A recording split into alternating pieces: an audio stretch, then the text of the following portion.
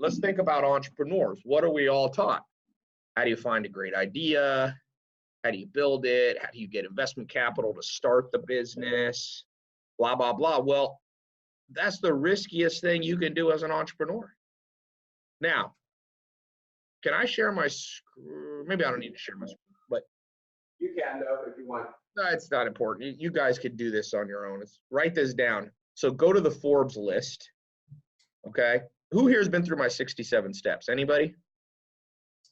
So one of the 67 step principles I learned from my mentor is if you're going to copy people, go straight to the top, right?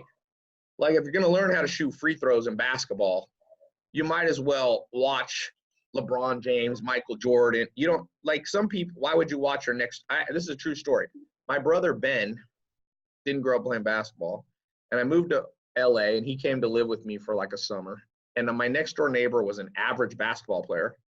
And my brother, one day I came home and I said, Ben, I saw you over there shooting free throws with the neighbor.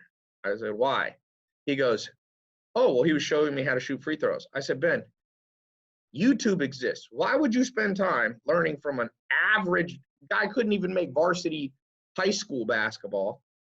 I said, I pulled up a video of Kobe Bryant showing his free throw form. I said, go straight to the top.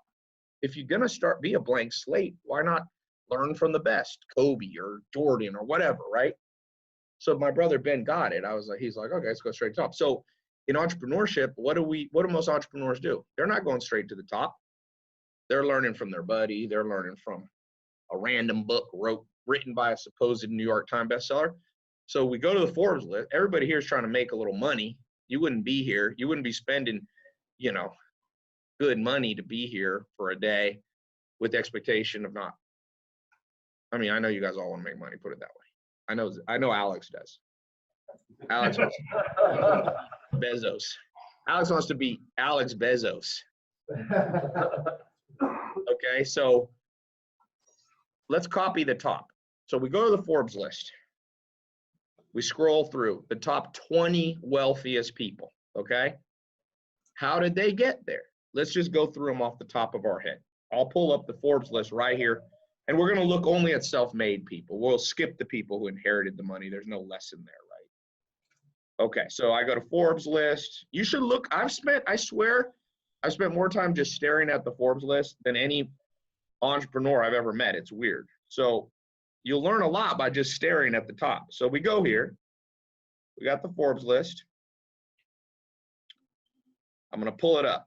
So who do we have? We got number one. I don't know if you can see this, but you'll recognize the name, Jeff Bezos. We have Bill Gates, Warren Buffett, Bernard Arnault, Carlos Slim Hello, Amancio Ortega. So let's just start at the very, very top. So Jeff Bezos, he did build Amazon from scratch.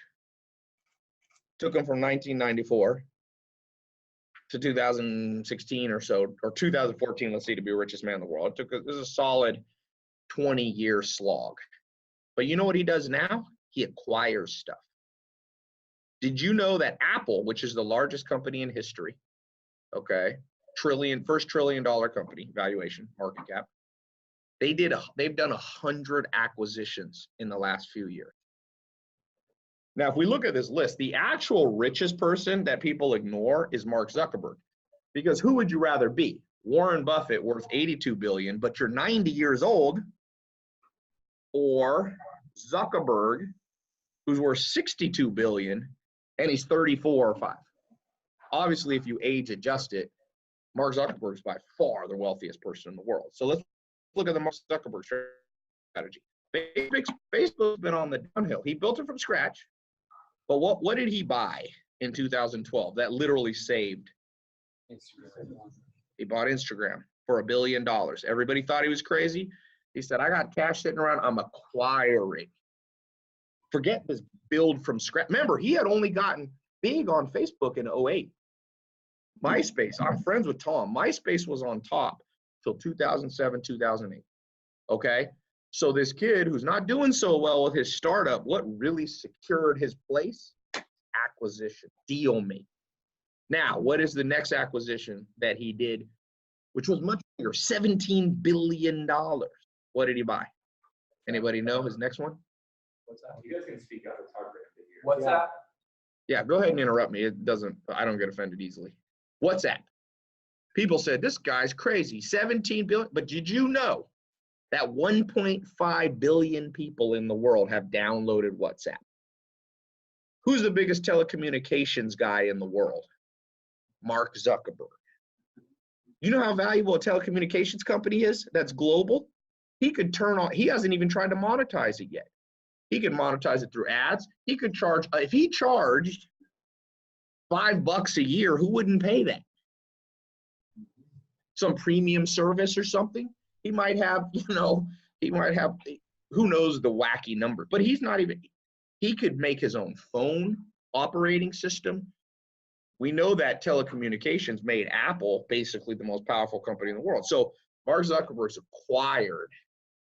There was a company recently he bought that was a young high school app. It was like a census app. You take polls, and it was growing so fast, I think Mark Zuckerberg got worried about it. He acquired them. So the paradigm shift for each person here is, why are we just building everything from scratch? Everybody here has already done that. The man who's been on top of this list by far the longest, and is still number 2, is Bill Gates. Okay?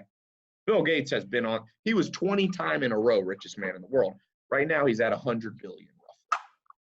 So what's the Bill Gates strategy? Anybody know the origin story of Bill Gates? Did he build the operating system? He acquired it for $50,000 from a poor dude who's probably regretted it his entire life. Bill Gates was so young to do that business acquisition. He called and made his voice deeper because he was like 17. See, Bill Gates had the formula that's now on your piece of paper at 17. Now, remember, he was a computer genius. He definitely could have coded it himself. But while all of us were told you must build, the left side of the piece of paper you guys have, Bill Gates had this idea in 1970s, I'm going to acquire things, and he became the 20 times in a row richest man in the world through acquisition of, even Microsoft was an acquisition. And he also made Paul Allen, and the richest guy that I know, Steve Ballmer, who I think is worth 50 billion, they all came out of an acquisition. So your goal for 2020 is to become a deal maker, a buyer of businesses, a buyer of distressed assets. There's an incredible amount of business. All right, I hope you guys got some value from this, and good luck.